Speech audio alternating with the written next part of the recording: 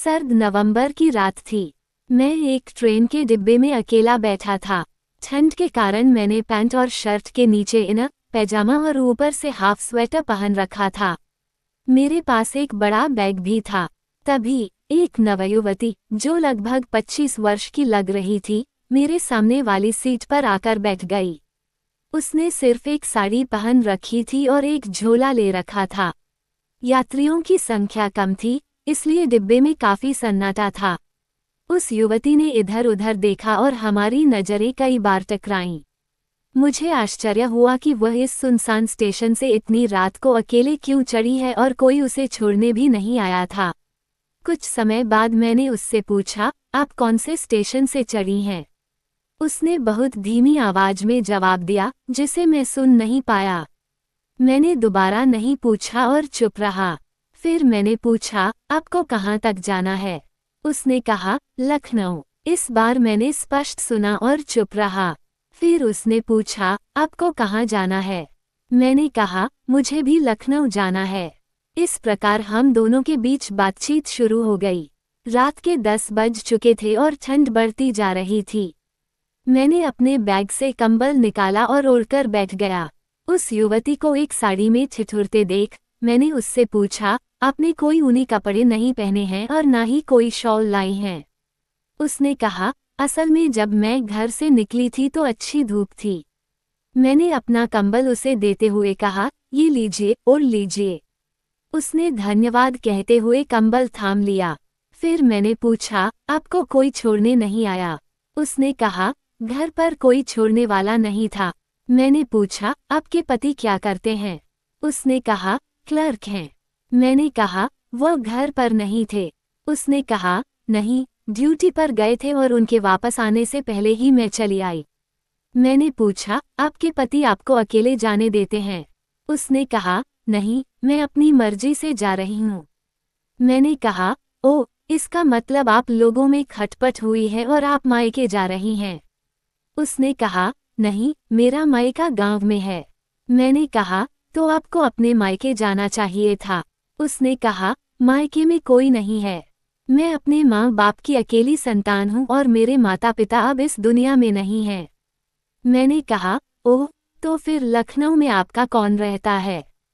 उसने कहा, मामा के लड़के बैंक में हैं, उन्हीं के पास जा रही हूँ। मैंने कहा, क्या आपके पति ने आपको मारा पीटा है? उसने कहा, ज्यादा कुछ नहीं, बस एक बार दरवाजे से टकराने पर गुस्से में कुछ कह दिया। कुछ समय बाद मेरे फोन की रिंग बजी और मैंने फोन उठाकर कहा, हाँ, बोलो क्या है? मैंने तुमसे कहा था कि मुझे फोन मत करना। मैंने फोन काट दिया। थोड़ी देर बाद उसने पूछा, इतनी रात को आप किसको डांट रहे थे? मैंने कहा, मेरी पत्नी थी। उसने पूछा, क्या आप घर से नाराज होकर आए हैं? मैंने कहा, हाँ। उसने पूछा, फोन पर क्या पूछ रही थी? मैंने कहा, पूछ रही थी कि कुछ खाया पिया कि नहीं। उसने कहा, फिर भी आप डांट रहे थे।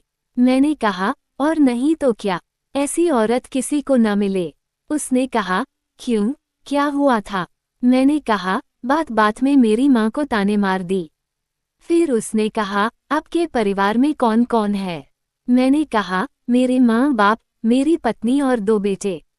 कुछ समय बाद वह उठकर गुस्ल खाने की तरफ गई। तभी जोर से उसकी आवाज आई, दूर रहो, दूर रहो। मैं जल्दी से उठा और देखा कि एक नौजवान हट्टा कट्टा व्यक्ति उसके पीछे आ रहा था। वह पागल सा लग रहा था। 2 भाई साहब आए और उसे डांट कर भगा दिया। वह स्त्री मुझे पकड़कर लिपट गई। कुछ देर बाद वह शांत हुई और हम अपनी सीटों पर बैठ गए। मैंने उसका झोला उठाया तो उसमें से मोबाइल गिर पड़ा। मैंने उसे उठाकर दिया और कहा, आपके पास मोबाइल है और उसे बंद करके रखा है। ये गलत बात है। मैंने मोबाइल ऑन करके उसे दिया और कुछ ही देर बाद उसकी रिंग बजी।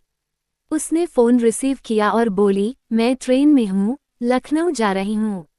उधर से आवाज आई, प्लीज़ वापस आ जाओ। उसने कहा, तुम्हारे लिए तो हमसे ज़्यादा वह कांच का जग मायने रखता है ना।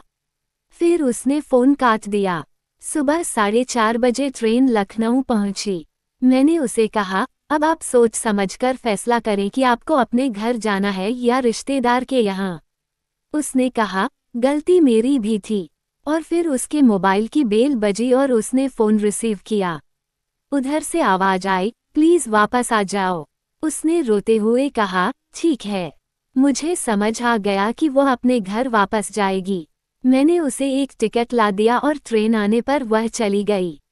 इस घटना से मुझे एक परिवार को टूटने से बचाने की संतुष्टि मिली। ये सोचते हुए मैं भी अपने घर की ओर लौट गया, जहां मेरे बच्चे और पत्नी मेरा इंतजार कर रहे थे।